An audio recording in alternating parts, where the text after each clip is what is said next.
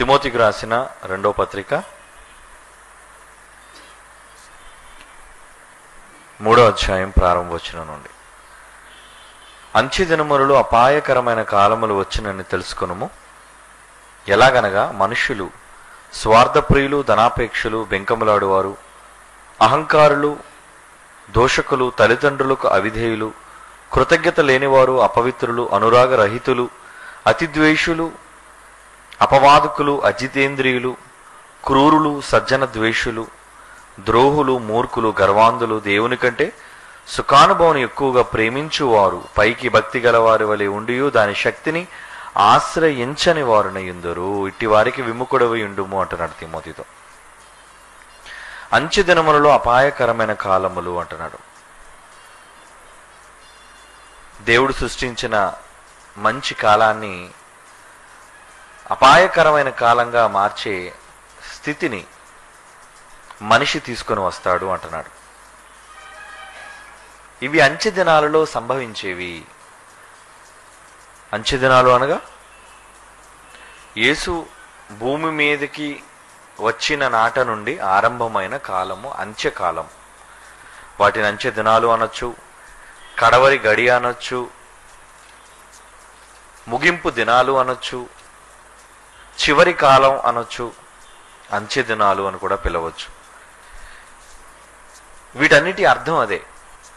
అంటే కాలాలు ముగిసిపోతున్న సమయంలో దేవుడు మానవులకు ఇచ్చిన కాలం భూమి మీద తీరిపోతున్న సమయంలో అది అంత్య దినాలు, అంటే ఎండ్ ఆఫ్ డేస్, అంటే ముగింపు రోజులు. దేవుడు నరులకి ఇచ్చిన గడువు తేదీ ముగిసిపోతున్న తరుణం, సమయం, అది అంత్య దినాలు. అది యేసు భూమి మీదకి వచ్చిన నాట నుండి ఆరంభమై ఈ రోజుకి మనం అంత్య దినాల్లోనే ఉన్నాం. బైబిల్ ప్రకారంగా హెబ్రీ 1:1 ప్రకారంగా నానా సమయముల్లో నానా విధములుగా మన పితరులతో మాట్లాడిన దేవుడు ఈ దినముల అంతమందు కుమారుని ద్వారా మనతో మాట్లాడెను. అంటే కుమారుడు మాట్లాడిన కాలం అంత్యకాలం. దేవుడు నరులకు చెప్పాలనుకున్నది తన కుమారుని ద్వారా చెప్పేశాడు. నిర్ణయం తన పిల్లలకు విడిచిపెట్టేశాడు. ఎలా ఉంటారో, ఎలా మారుతారో, ఏ నిర్ణయం తీసుకుంటారో సమస్తాన్ని దేవుడు మనుషుల చేతికి అప్పగించేశాడు. అలా అప్పగించే ముందు సత్యాలు, నిజాలు దాచకుండా దేవుడు అన్నిటినీ చెప్పేయాలనుకున్నాడు. అందుకే తన కుమారుని భూమి మీదకి పంపాడు. వచ్చిన యేసుక్రీస్తు తండ్రి దగ్గర విన్న సంగతులన్నీ మాట్లాడాడు.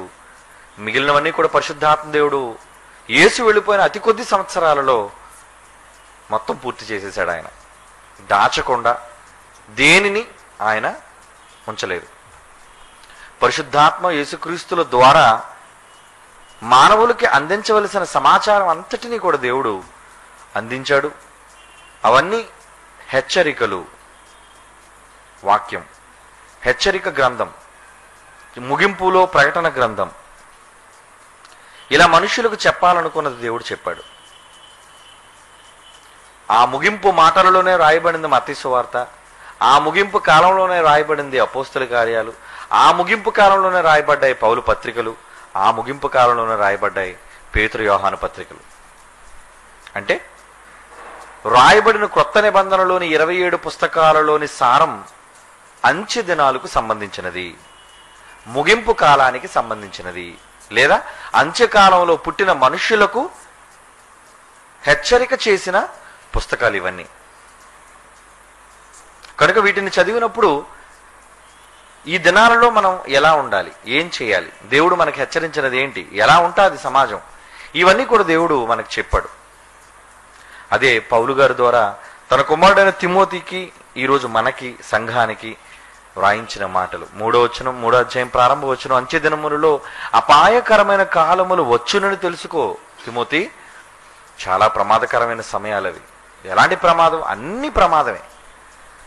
అన్ని భయంకరమైన పరిస్థితులు చోటు చేసుకుంటాయి. ఎలా అంటే కిందన వివరంగా చెప్తున్నాడు. మనుష్యులు అంటే కాలము మంచిదే,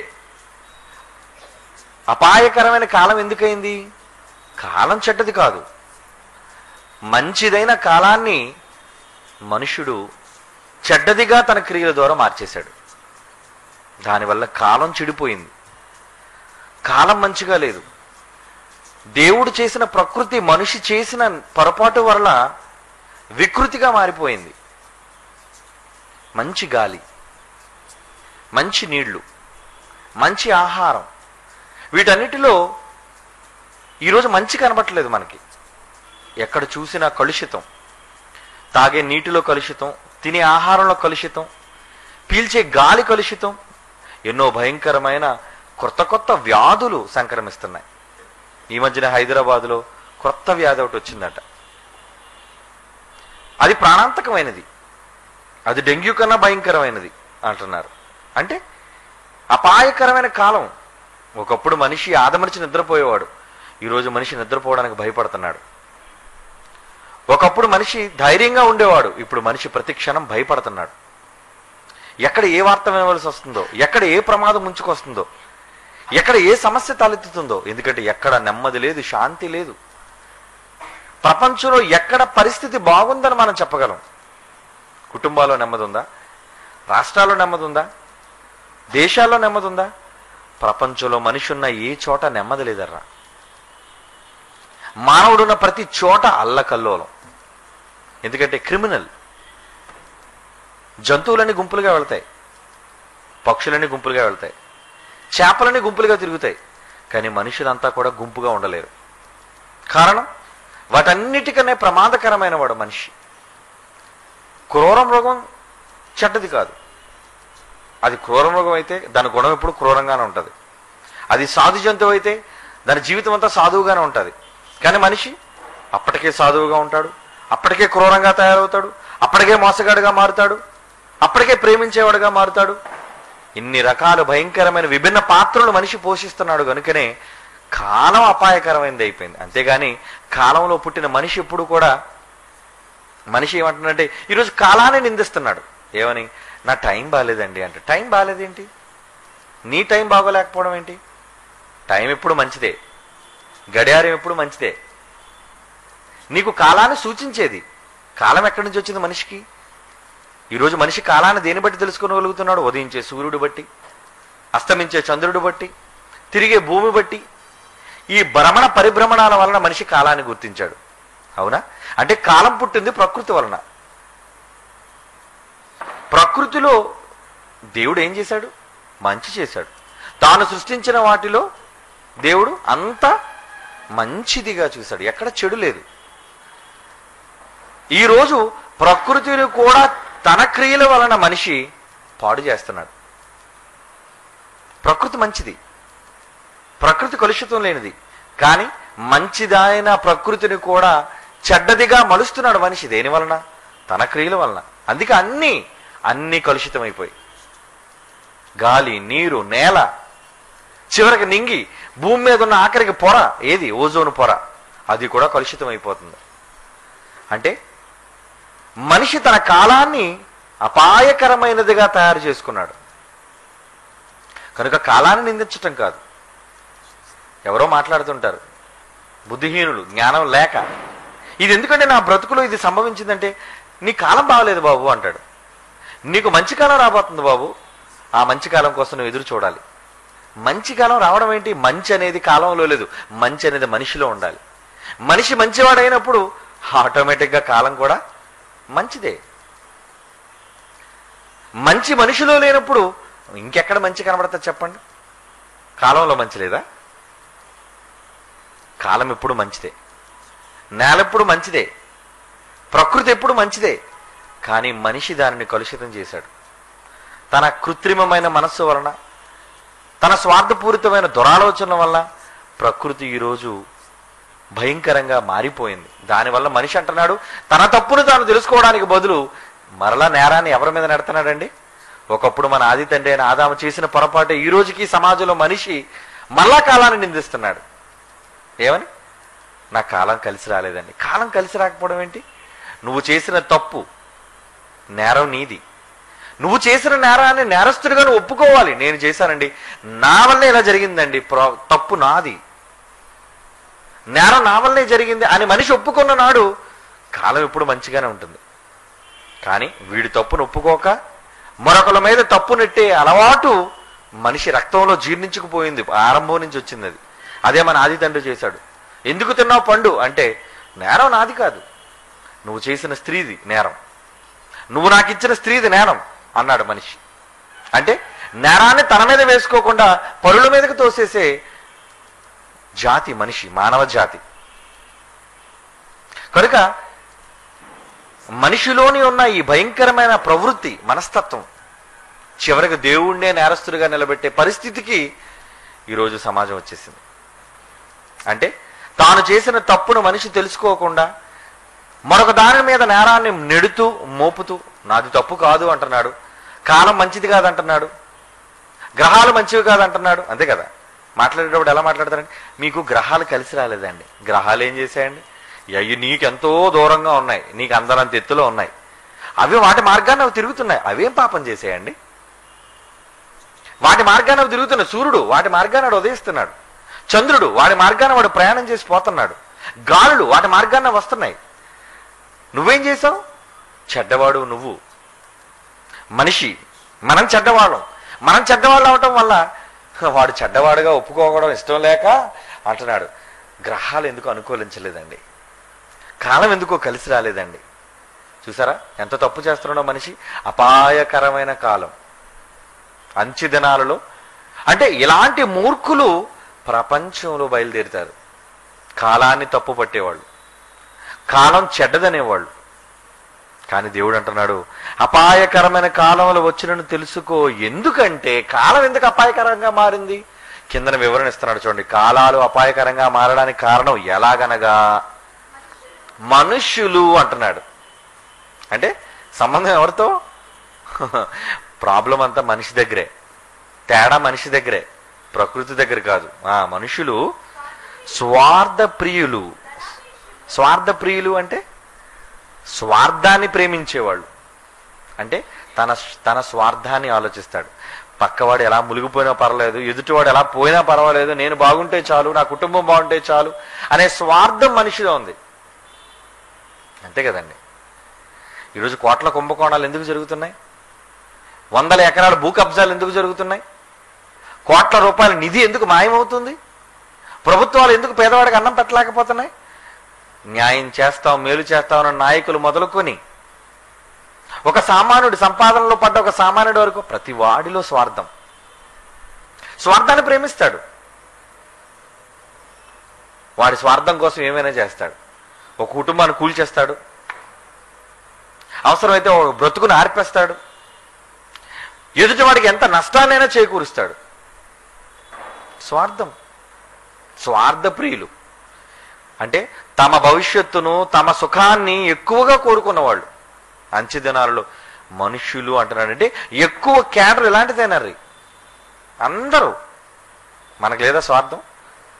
మనకు లేదా స్వార్థం? మనం కూడా స్వార్థపరులమే, కనబడం. ఎదుటివాడి కోసం ఆలోచించాం.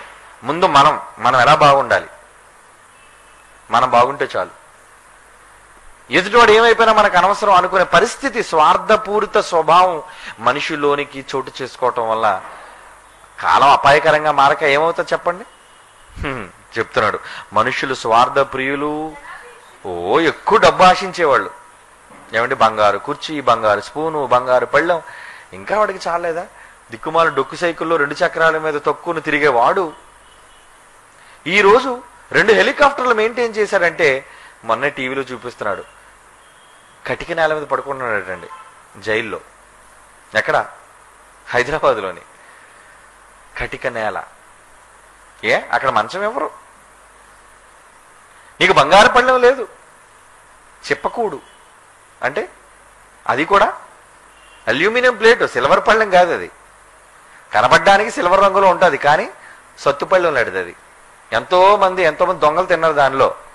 అది కడిగేసి మళ్ళీ నీకంటూ ఒక ప్లేట్ కేటాయిస్తారు. ఆ ప్లేట్లో క్యూలో నిలబడి వాడు భోజనం చేస్తూ కాలం గడవట్లేదట వాడికి.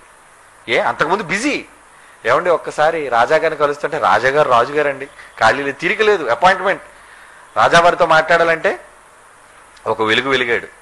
అలాంటిది ఇప్పుడు మొత్తం ఖాళీ, పొద్దున్నే సాయంత్రం వరకు 24 గంటలు పేపర్ చదువుతున్నాడట. ఇంకేం చదువుతున్నట్టండి? భక్తి పుస్తకాలు. అబ్బాయి ఎంత భక్తి! జైల్లోకి వెళ్ళిపోయిన తర్వాత భక్తి వచ్చేసింది. రామాయణం, భగవద్గీత, భారతం. ఆహా, బయట ఉన్నప్పుడు చదువుతాడా? చదవడం. ఎందుకు? తీరిక లేదు వాడికి. స్వార్థప్రియుడు. నేను, నా కుటుంబం ఎలా ఉండాలి, నేను, నా సంబంధికులు, నా బంధువులు అందరూ బాగుండాలి. కేరళ ప్రభుత్వం అంతా కూడా నాశనం అయిపోవాలి, కర్ణాటక ప్రభుత్వం అంతా కూడా దిగజారిపోవాలి, ఆంధ్ర ప్రభుత్వం అట్టుడిగిపోవాలి. అంతే కదా? ఆంధ్ర భూముల్ని, కర్ణాటక భూముల్ని కదా, అన్ని భూముల్ని సొంతం చేసుకొని స్వార్థపరుడుగా మారి దోపిడి, ఎక్స్పోర్ట్, ఖనిజాన్ని. వీడు బయటపడ్డాడండి. ఇంకా బయటపడిన దొంగలు ఎంతో మంది ఉన్నారు. ఇంకా వాళ్ళ మీద కేసులు తిరగదోరలేదు. ఈరోజు ప్రభుత్వంలో ఉన్న వాళ్ళే చాలా మంది బినాపీ ఆస్తులతో, కోట్ల ఆస్తులతో ఉన్నారు. ఇంకా వాళ్ళ పేరు బయట పెట్టలేదు. అంతే. ఏదో ఒక రోజు, ఇప్పుడు 10 ఏళ్ల క్రితం రాజా బయటపడ్డా? లేడు. కింగ్ అడు.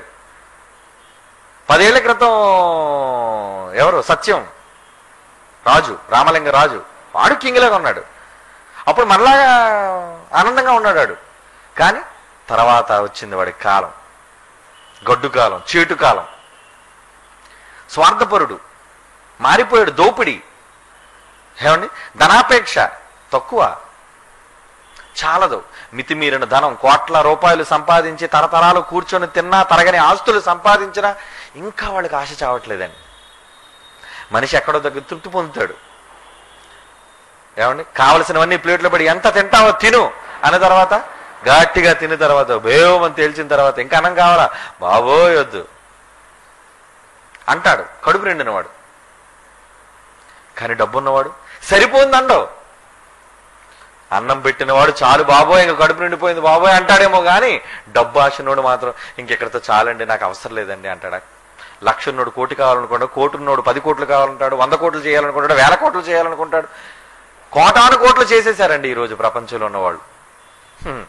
అమెరికా దేశం మొదలుకొని, ఈరోజు ఇంగ్లాండ్ దేశం మొదలుకొని ప్రపంచంలో అగ్రరాజ్యాలన్నింటిలో కూడా ఒక భయంకరమైన తిరుగుబాటు బయలుదేరింది. ఈరోజు న్యూస్ చూసిన వాళ్ళకి అర్థమవుతుంది.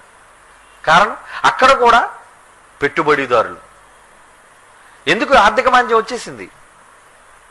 ఆ దేశాల్లో కూడా పెట్టుబడిదారులు లాంటి వాళ్ళు ప్రజాధనాన్ని కొల్లగొట్టేశారు, కోట్ల రూపాయలు. ఈరోజు ప్రజలు తిరుగుబాటు చేస్తున్నారు.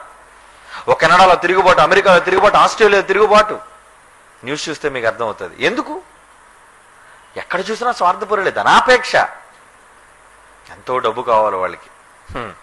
అదే అంటున్నాడు, స్వార్థపరులు, ధనాపేక్షులు అంటే అపేక్షలు. ధనాపేక్షలు అంటే ధనాన్ని అపేక్షించేవాళ్ళు ఎక్కువగా. బింకమలాడు వారు. ఏమండి? అబద్ధం. నోరిప్పితే అబద్ధం, పిల్ల అబద్ధం, తల్లి అబద్ధం, తండ్రి అబద్ధం, అందరూ అబద్ధాలే. నోరిప్పితే అబద్ధం. అబద్ధం మీద ప్రపంచం తిరుగుతుంది ఈరోజు. నిజాలు చెప్తే కుదరదండి. నిజాలు చెప్తే బతకలేమండి. న్యాయంగా ఉంటే మనం ఉండలేమండి. మనిషి మాట్లాడుతానండి ఈ మాటలు. తప్పదండి. అన్యాయం చేయకపోతే అవదండి. వ్యాపారం చేసే ప్రతి వాడు ఎక్కడో దగ్గర మోసం లేనిదే వ్యాపారం లేదు. అబద్ధం లేనిదే ఇది మంచిదా అని అడుగుతాడు. మంచిదండి, ఫస్ట్ క్లాస్ అంటే దమాయించి చెప్తారు మరలా మనకి.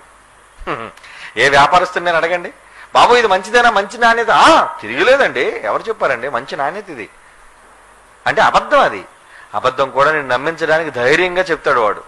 లేకపోతే వాడు సరుకు అమ్ముడిపోతుగా. అంటే అంత ధైర్యంగా ప్రజలను మోసగించడానికి, తమ పబ్బాన్ని గడుపుకోవడానికి మనిషి ఎలా బయలుదేరిపాడు? బింకమలాడడం. ఇంకెలాంటి వాళ్ళు? అహంకారులు, దోషకులు, తల్లిదండ్రులకు అవిధేయులు, కృతజ్ఞత లేని వారు, అపవిత్రులు, అనురాగం లేనివారు, రహితులు, అతి ద్వేషులు అంటే విపరీతంగా ద్వేషించేవారు, అపవాదకులు, అజితేంద్రియులు, క్రూరులు, సజ్జన ద్వేషులు, ద్రోహులు, మూర్ఖులు, గర్వాంధులు. ఇక్కడ ఒక స్పెషల్ కేటం చూడండి, దేవుని కంటే సుఖానుభవం ఎక్కువగా ప్రేమించేవారు. పైన అవసరం దేవుడినైనా బాల్తో కొట్టించేస్తాం, కానీ డబ్బు మాత్రం కావాలి మనకి. 2 చాయిస్ కింద పెడితే నీకు దేవుడు కావాలా డబ్బు కావాలని అడిగితే మనిషి ఏమంటాడు ముందు? ఏమండి? బాబు నాకు దేవుడు ఇచ్చాడు బాబు అంటాం మనం. లేదని బాబు దేవుడు ఎప్పుడో కనిపించాడు బాబు, డబ్బు కనపడుతుంది మాకు, ముందు అది ఇచ్చేయండి. మనుషులు అలా మారిపోయారండి. అంటే దేవుని కంటే సుఖానుభవం అసలు దేవుడు ఏం సుఖం అనుభవిస్తున్నాడు వీడు తెలుసా? కానీ ఎక్కువ సుఖం అనుభవించాలి,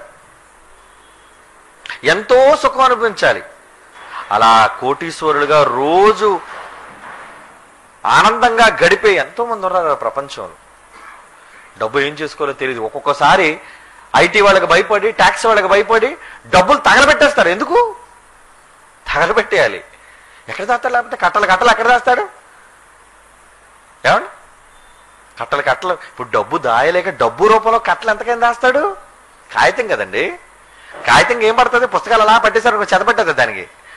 నువ్వెంత మందు కొట్టు, నువ్వెంత లాకర్లో పెట్టు, ఎంత టైట్గా నువ్వు దాచుంచు లోన, దానికి చిమ్మిడి పట్టేస్తుంది, చెదపట్టేస్తుంది దానికి. అందుకే తెలివిగా మనిషి ఏం చేస్తున్నాడు? బంగారు బిస్కెట్లు అంటాడు. ఆఖరికి చివరికి డబ్బు ఎక్కువైపోవడంలో కుర్చీ కూడా బంగారంతో చేయించాడు. ఎందుకంటే ఆ కుర్చీకి బంగారం ఎంత ఖర్చు అయిందో, ఎంత డబ్బు ఖర్చు అయిందో, ఆ డబ్బు కట్టల రూపంలో ఉంటే వీడికి మిగలదు. ఆ కట్టలు, ఆ కట్టలు కలిసిపోతాయి, మట్టి అయిపోతాయి, చెదపట్టేస్తుంది. కనుక ఏం చేశాడు?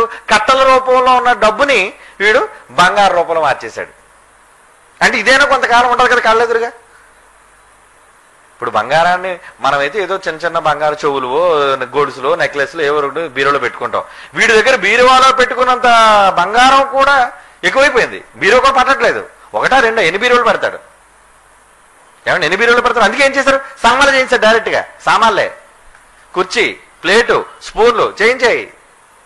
వీడు కనబడ్డా. కానీ ఈ రోజుకి ప్రపంచంలో కనబడకుండా చాలా మంది అలా బంగారపు బ్రతుకుతున్న వాళ్ళు ఉన్నారు. దేవుడు మనకు ప్రత్యక్ష సాక్ష్యం కోసం అని చూపించాడు బయటికి. కానీ అదే స్థితిలో ఇంకా వాడికన్నా బాగా బ్రతుకుతున్న వాళ్ళు ప్రపంచంలో చాలా మంది ఉన్నారు. వాళ్ళు ఏం కోరుకుంటారో తెలుసా? దేవుడి కంటే ఎక్కువ సుఖం అనుభవించాలి, దేవుడి కంటే ఇంకా ఆనందంగా ఉండాలి. సుఖాలు, ప్రపంచంలో అన్ని సుఖాలు నా కాళ్ళ ముందు ఉండాలి, అన్ని అనుభవించాలి. నేను ఏది పలానది చూడలేదు, పలానది అనుభవించలేదు, పలానది కోరిక నాకు తీరలేదు అని అనుకోకూడదు. అన్ని తీరాలి. ఎందుకంటే వాడి దగ్గర డబ్బు ఉందంతా. కనుక దేవుని కంటే సుఖానుభవం ఎక్కువగా కోరుకునివారు, ఎక్కువగా ప్రేమించేవారు, పైకి భక్తి గలవారి వలె. ఇది మనలాంటి క్యారెక్టర్, దేవుని ముసుగులో ఉన్న క్యారెక్టర్ ఇది. ఏంటది? పైకి భక్తి, పైకంతా భక్తి. పైకి భక్తి గలవారి వలె ఉండి దాని శక్తిని ఆశ్రయించని వారునై ఉందురు. ఏమన్నా? పైకి భక్తి గలవారుగా ఉండి బయటికి మాత్రం భక్తి, దేవుడు, ప్రార్థన అంటారు. కానీ డబ్బు వచ్చేసరికి డబ్బుకే ప్రధానం. దేవుని కన్నా సుఖాన్ని ఎక్కువగా కోరుకోవటం. అలాంటి వాళ్ళు ఉంటారు. కాబట్టి ఇట్టి వారికి విముఖుడవై ఉండుము తిమోతి, విముఖుడమై ఉండుము అట్టి వాటికి. దూరంగా ఉండు అలాంటి వాటికి. అందుకే తిమోతికి రాసిన మొదటి పత్రిక 6వ అధ్యాయం 20వ వచనంలో ఏమన్నాడు చూడండి.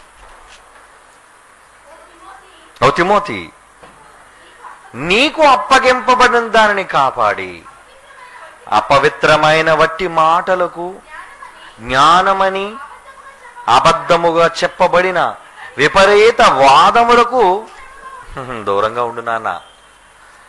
చిన్నాడు కదా, నీకు తెలియదు కదా, నేను అనుభవంతో చెప్తున్నాను నాయన అంటున్నాడు పౌలు. జాగ్రత్త, నిర్లక్ష్యంగా ఉండొద్దు. ఇలాంటి వారు ఉంటారు.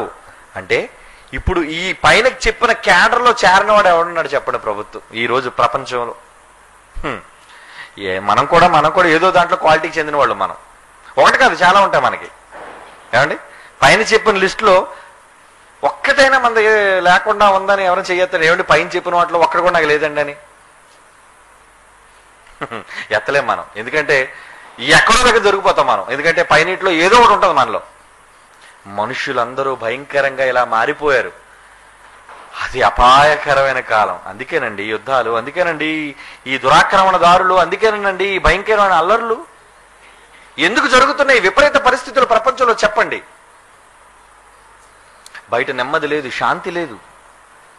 ఏదో ఆనందంగా మనిషి ఉండగలుగుతున్నాడు ఈరోజు? ప్రతి క్షణం భయం గుప్పిట్లో బ్రతుకుతున్నాడు మనిషి. ఏం జరుగుతుందో, ఏ పరిస్థితికి ప్రభుత్వం తారుమారైపోద్దో, ఏ క్షణాన నా వ్యాపారం అంతా కుప్పకూలిపోద్దో, సజావుగా జరుగుతుంది. 10 ఏళ్ల తర్వాత కూడా ఇలాగే ఉంటారని మనిషి అనుకోలేడు. లేదా 10 నెలల తర్వాత నేను ఇలాగే ఉంటారని మనిషి అనుకోలేకపోతున్నాడు. కారణం అసలు ఎక్కడ మనుషుల్లో మంచి అనేది లేదండి. ఇగో పైన చెప్పినవన్నీ కూడా మనుషుల్లో గూడు కట్టుకున్నాయి. మనుషుల్లో గూడు కట్టుకున్నాయి. గూడు కట్టుకోవడం వల్ల ఏం చేస్తారు మనుషులు? ఎవడి స్వార్థం వాడిది. దేవుణ్ణి పక్కన పెట్టేశారు. కలుగు చేసిన దేవుణ్ణి, కన్న తండ్రిని పక్కన పెట్టేశారు. కానీ లోకంలో తండ్రి వలన కలుగు చేయబడిన వాటన్నిటి వెనుక మనిషి ఈరోజు పరుగులు తీస్తున్నాడు. అలాంటి వాళ్ళతో ఎలా ఉండమంటున్నాడు? దోస్తీ కట్టొద్దు, జట్టు కట్టొద్దు. అవునండి? అంటే అలాంటి స్నేహితులు ఉండొచ్చు మనకి, అలాంటి ఇరుగు పొరుగు వాళ్ళు ఉండొచ్చు మనకి, అలాంటి మనస్తత్వం కలిగిన స్నేహితులు ఉండొచ్చు మనకి. ఏమండి? అలాంటి మనస్తత్వాన్ని కలిగిన బంధువులు ఉండొచ్చు మనకి. అలాంటి వాళ్ళు అప్పుడు ఏం చేయాలి మనం? విముఖుడవై ఉండుము. దూరంగా దూరంగా దూరంగా దూరంగా వెళ్ళిపోడు, దూరంగా వెళ్ళిపోవడంతో కలిసి ఉండదు, కలిసి ఉండదు, కలిసి ఉండొద్దు అంటున్నాడు. ఎందుకు? అందుకే మొట్టమొదటి ఆరంభంలో, సంఘ ప్రారంభంలో ఏమన్నాడు తెలుసు? ఒక మాట అన్నాడు. పెంతెకొస్తేన పండుగ దినాన్న పేతురు గారి ప్రసంగం విని మారిన 3000 మంది బాప్తిసం పొందినప్పుడు అపోస్తుల కార్యాలు 2వ అధ్యాయంలో ఏమంటున్నాడు చూడండి. అపోస్తుల కార్యములు 2వ అధ్యాయము 40వ వచనం. ఇంకను అనేక విధములైన మాటలతో సాక్ష్యం ఇచ్చి మీరు మూర్ఖులగు ఈ తరము వారికి వేరై రక్షణ పొందుడని హెచ్చరించెను. హెచ్చరిక. హెచ్చరిక అంటే ఏంటంటే? హెచ్చరిక అని ఉంటుంది. ఎక్కడ ఉంటుంది హెచ్చరిక? పెద్ద పెద్ద ట్రాన్స్ఫార్మర్లు ఉంటాయి కదండి, హై వోల్టేజ్ హై టెన్షన్ లైన్లు ఉంటాయి కదండి, అక్కడ పెడతారండి బోర్డు, వార్నింగ్, డేంజర్, హెచ్చరిక. అంటే ప్రమాదం పొంచుంది, ప్రమాదం మీకు పొంచుంది, జాగ్రత్త. హెచ్చరిక అంటే ఏంటి? చెప్పటం కాదు. మూర్ఖులని తరము వారికి వేరే రక్షణ పొందుడని వారికి తెలియజేశాను అని లేదు. ఏమనుందండి అక్కడ? హెచ్చరించెను. అంటే సమాజం ఎలా ఉంది? చెడిపోయిందర్రా సమాజం. సమాజం బాగోలేదర్రా. డైరెక్టర్ గారు ఎందుకు బడులకు పంపించద్దు అంటున్నారు? బాలేవర్రా, బడులు బాలేవు, కళాశాలలు బాగలేవు, ఏమండి, యూనివర్సిటీలు విశ్వవిద్యాలయాలు బాగలేవు. ఇక ఇక ఆఫీసులు బాగున్నాయి అనుకున్నారా? ఉద్యోగస్తులు పనిచేసే ఆఫీసులు బాగున్నాయి అనుకున్నారా? లేదండి, ఎక్కడా మంచి లేదు. ఏమండి మా ఆఫీసులో అంత మంచోళ్ళండి అన్నోళ్ళు చేతులు ఎత్తండి.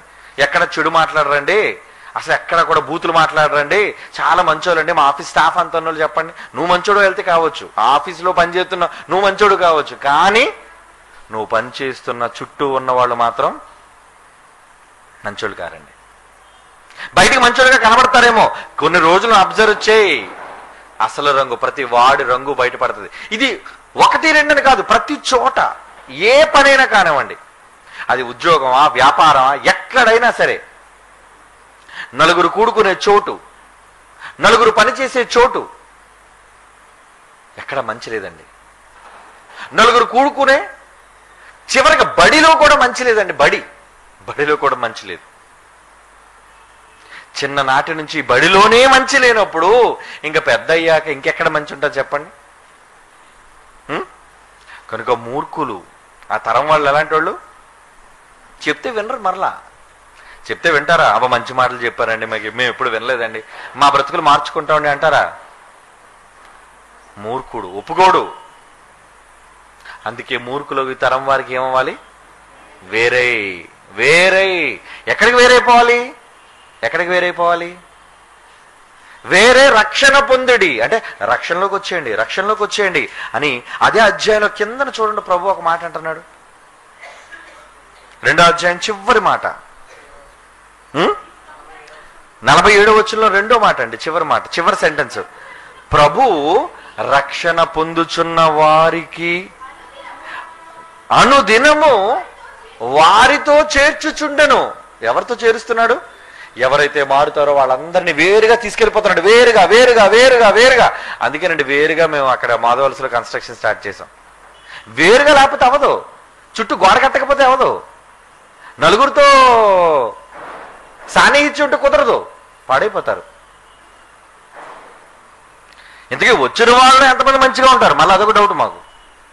ఇప్పటికే చాలా అంటించుకొని వచ్చారనుకోండి, కొంతమంది దరిద్రులు కూడా దూరుతారు మంచి ముసుగులో. ఆ వచ్చిన వాళ్ళు మంచి వాళ్ళు ఎలా పాడు చేసేస్తారేమో 24 గంటలు బెంగ తింటుంది మాకు.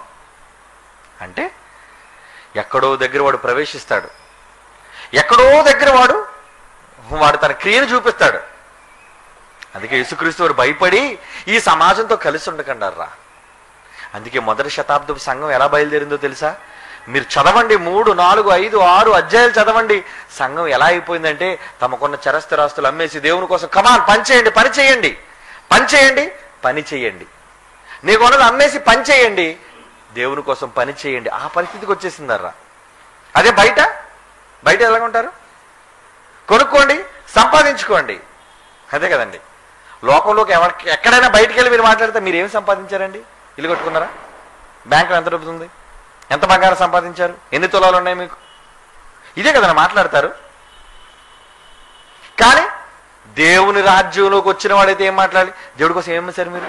దేవుడి కోసం ఏమి ఇచ్చారు మీరు? ఇవి మాటలు. ఇవి మనం నచ్చుతాయా? ఇక్కడ మనం ఉండం. ఇక్కడ ఎందుకండి బాబు అమ్మేసుకోవడం అన్నీ? ఇక్కడ ఎందుకు బాబు అన్ని త్యాగాలు చేయడం? ఎవరు చేస్తారండి?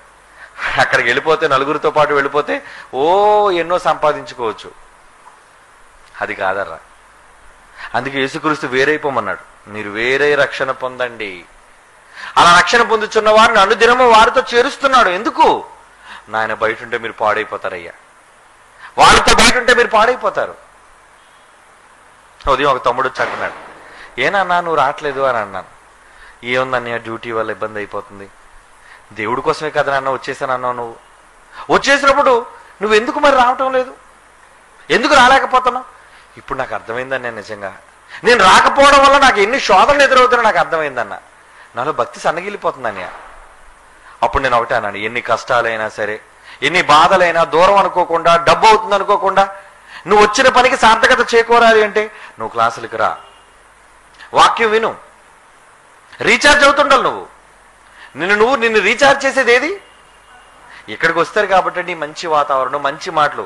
అలా లోకంలోకి వెళ్ళండి, ఏం సంపాదించో, ఏం కూడబెట్టాలి, ఎంత సంపాదించాలి, ఇదేనండి. ఎవడ తల మాపేయాలి, ఎవరిని ముంచేయాలి, ఎవరిని ఎలా మోసగించాలి, ఇదే. బయట లోకంలో ఉంటే మనకి అబ్బేది అది. ఇక్కడికి వస్తే, ఈ వాతావరణంకి వస్తే ఎంత సంపాదించడం కోసం కాదు, నువ్వు దేవుడి కోసం ఎంత చేసావు, నువ్వు దేవుడి కోసం ఎన్ని త్యాగాలు చేసావు, అది చూసావు. వాతావరణం ఎంత మార్పు. నువ్వు ఎక్కడున్నంతసేపు నువ్వు బాగుంటావు, నువ్వు అందులోకి వెళ్ళిపోయినంతసేపు నీ భక్తి కోల్పోతావు. అంటున్నాడు, అమ్మో నాకు భయం వేస్తుందన్యా, నిజంగా నేను రాకపోవడం వల్ల నేను ఎంత కోల్పోయానో నాకు భయం వేస్తుందన్యా, నేను వచ్చేయాలని అన్నాడు. మంచిది నాన్న నిర్ణయం, వెంటనే నువ్వు వచ్చాయి. నీకు అవకాశం ఉంది కదా, శని ఆదివారాలు సెలవేగా, వచ్చేయి. ఎందుకు రాలేకపోతున్నావు? దూరం అయితే ఎందుకు రాలేకపోతున్నావు? రావాలి, నువ్వు రావాలి, దేవుని కోసం వచ్చి తీరాలి. కనుక రక్షణ పొందుచున్న వారిని వేరు కమ్మంటున్నాడు అంటే ఆలోచించండి. అందుకే ఏమంటున్నాడు, ఇట్టి వారికి విముఖుడవై ఉండు. నువ్వు వాళ్ళతో కలిసి ఉన్నావు అనుకో, నాయన చెడిపోతావు. తాగుబోతులతో రోజు తిరుగుతున్నావు అనుకో, మొదటి రోజు తాగవు, రెండో రోజు తాగవు, మూడో రోజు తాగవు, నాలుగో ఊరికే కూర్చోవై అంటాడు. నువ్వు తాగొద్దులే మాతో కూర్చో అంటాడు. అవునా? కూర్చుంటాడు రోజు ఆ వాసన పీలుస్తుంటాడు, అంతే కదా. తాగడం కానీ రోజు అక్కడ కూర్చుంటాడు, వాళ్ళు తాగుతుంటే చూస్తుంటాడు. తాగిన తర్వాత వాళ్ళు బాగా మాట్లాడబ్బా ఇదేది విచిత్రంగా ఉన్నట్టుంది, ఒకసారి ట్రై చేయకూడదా అంటాడు. అలవాటు ఎలా చేసుకుంటారండి? ట్రై చేయకూడదా అంటాడు. అబ్బాయి వద్దండి అంటాడు. ఏమంటే ముందు ఎలా తాగుతారు? మందు తీసుకున్నప్పుడు వికారమైన ముఖం పెట్టి అయిష్టంగా వాంతి చేసుకున్నట్టుగా తాగుతాడు. ముందు తాగినవాడు కక్కేస్తాడు ముందు బయటికి. ఏంటి నచ్చలే.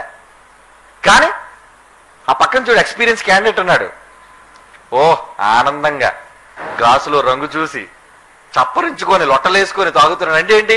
ఒకప్పుడు అసహించుకున్నాడు ఆడును, ముందు కక్కేసినాడు ఆడును, కానీ ఈరోజు ఆనందంగా దాన్ని సీసాలు చివరికి పేపాలు కూడా ఎత్తేస్తాడంటే ఏంటనమాట? ఏమండి? అందులో బలవంతుడైపోయాడు. ఎందుకంటే దానితో సాంగత్యంలో ఉన్నాడు కాబట్టి నువ్వేమవుతావు? ఈ రోజు కాకపోయినా రేపైనా అందరూ కలిసిపోతావు నువ్వు. అందుకే ఏం చేయాలి? ఎవడైనా పిలుస్తున్నాడు అనుకో, వద్దురా బాబు ఇడితే వెళ్తే ఎప్పుడైనా నన్ను ముంచేసేటట్టున్నాడు కాబట్టి నీకు దండం బాబు నేను రాను. నువ్వు అప్పుడే కట్ అయిపోవడం మంచిది. లేదా వాళ్ళని నిలబడి చేస్తారు. ఈ ఆడవాళ్ళు ఉన్నారనుకోండి, వీళ్ళందరూ ఒక దగ్గర కూడుకున్నారు అనుకోండి, క్వార్టర్స్లోని వాటిలోని, వదిన గారు చీటీ వేద్దాం మనం. ముందు ఇల్లు స్టార్ట్ అయ్యి అవేనండి. చీటీలు అంటారు, ఏవో స్కీములు అంటారు, ఇల్లు ఇక్కడ ఇంత కడితే బంగారం వచ్చేద్దంటారు, ఎంత కడితే బండి వచ్చేద్దంటారు, ఎంత కడితే టీవీ వచ్చేస్తారంటారు, ఫ్రిడ్జ్ వచ్చేద్దంటారు. అంటే ఏంటి? నువ్వు ఆడితే కలిస్తే అవే చూపిస్తారు. మరి ఏమండి ఈ లోపు ఏం చేస్తావు? మొత్తానికి ఉన్నది లేనిది భర్తకి తెలియకుండా అది దాచి ఇది దాచి కట్టేసి ఆ తర్వాత ఏమండి సడన్ గా చీటీలు కట్టామండి, ఆ మహాతల్లి మాయమైపోయింది, మహంకాళి. ఇలా మాయమైపోయిన లేరా? లక్షలు లక్షలు కట్టించుకుని మాయమైపోయిన లేరా? దివాళెత్తీసులు ఉన్నారు. నువ్వు అనుకుంటావు రోజు మీ ఆయనకి తెలియకుండా పప్పు డబ్బాలో, ఉప్పు డబ్బాలో, పంచదార డబ్బాలో 100 దాచి దాచి దాచి తీసుకెళ్లి దొంగదానికి అప్పచెప్పావు. ముందు చీటీ పాడరు, మళ్ళీ ఎందుకు? అన్ని నెలలు అయిపోయిన తర్వాత ఆఖరిలో ఒకేసారి ఎక్కువ మొత్తాన్ని తీసుకుందాని. అంటే దొంగోడు ఎత్తుకెళ్ళిపోవడానికి అవకాశం ఇవ్వాలి కదా నువ్వు. అందుకే ఎప్పుడు ముందు చీటీ పాడేసేలో అదృష్టవంతులు.